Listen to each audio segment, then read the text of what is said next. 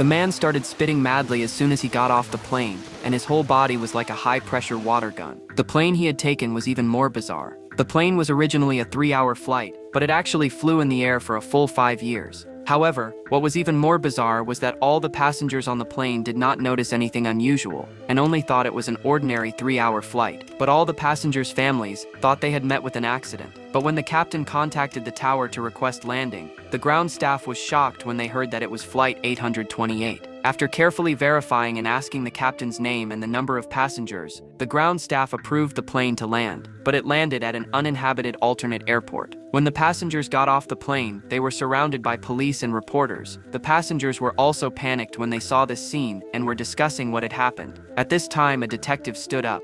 The problem, ladies and gentlemen, is your plane departed Montego Bay, Jamaica on April 7, 2013. Today is November 4th, 2018.